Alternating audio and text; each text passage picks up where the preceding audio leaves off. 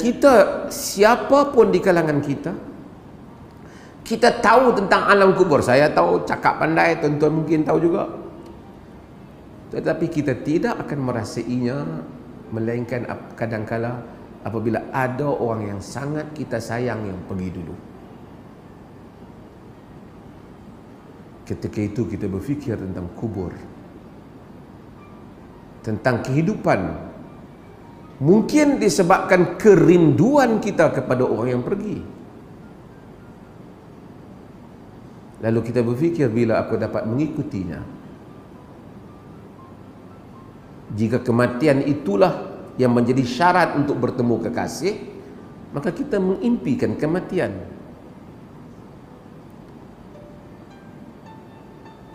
Maka kematian selalu mengingatkan manusia. Allah jadikan fulan mati, fulan mati, fulan mati.